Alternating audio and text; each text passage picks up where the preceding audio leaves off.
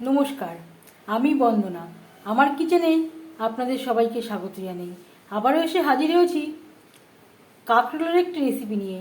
আজ আমি তৈরি করব কাঁকরোল ভাজা। কাঁকরোল ভাজা তৈরি করার জন্য আমি এখানে পরিমাণ মতো কাঁকরোল নিয়েছি।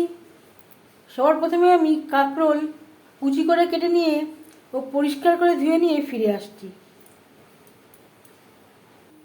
কাঁকরোল আমি আলু ভাজার মতো লম্বা করে কেটে নিয়েছি আর পরিষ্কার করে ধুয়ে নিয়েছি। দেখে নেওয়া যাক আজকের এই রেসিপিটি।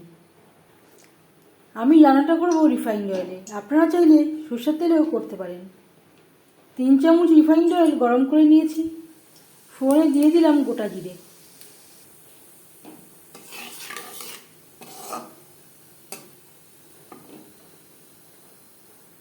পনেরো 20 সেকেন্ড জিরে ভেজে নেওয়ার পর দিয়ে দেবো কাঁকরোল।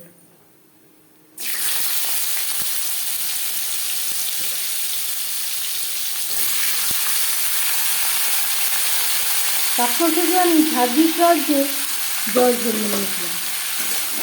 ফোড়নের সাথে কাঁকরোল বেশ ভালো করে মিক্স করে দেবো। 2-3 মিনিট নাড়াচাড়া করে নেওয়ার পর দিয়ে দেবো লবণ। আর লাগছে হলুদের গুঁড়ো। লবণ হলুদ কাঁকরোলের সাথে বেশ ভালো করে মিক্স করে দেবো।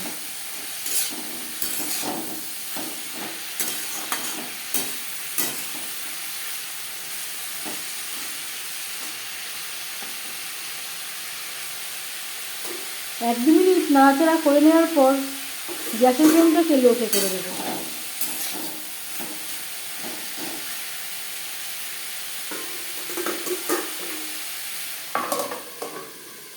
কাঁকরোল সেদ্ধ হওয়া পর্যন্ত ঢাকনা চাপা দিয়ে রান্নাটা করব। গ্যাসের ফ্লেমটাকে রাখবো লো টু মিডিয়ামে।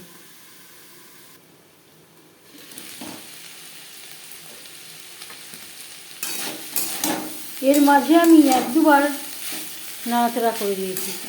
কাঁকরোল প্রায় 90% সেদ্ধ হয়ে গেছে। এবার দিয়ে দেবো সামান্য পরিমাণে নারকেল কোড়া।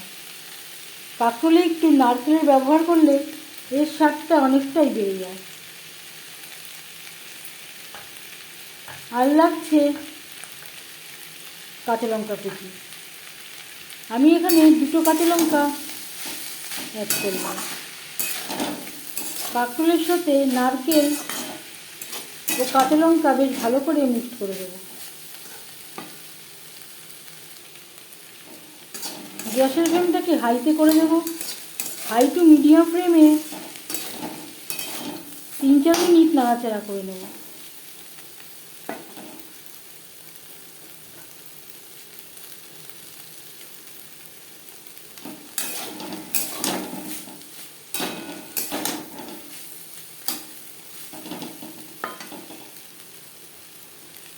হাই টু মিডিয়াম ফ্লেমে 3-4 মিনিট নাড়াচাড়া করে নেওয়ার পর গ্যাসের ফ্লেমটা অফ করে দেব।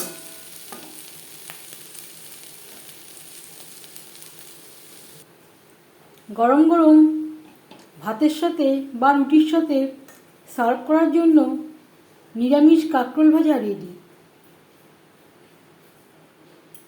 তৈরি করা খুবই সহজ, এর স্বাদও অসাধারণ। এই রেসিপিটি কেমন লাগলো অবশ্যই জানাবেন কমেন্টের মাধ্যমে।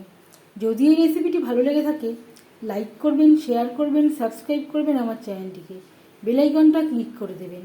যখন আমি নতুন ভিডিও আপলোড দেব তার নোটিফিকেশান সবার আগে আপনার কাছে পৌঁছে যাবে। আপনারা সবাই অনেক অনেক ভালো থাকবেন। এই ভিডিওটি দেখার জন্য ধন্যবাদ।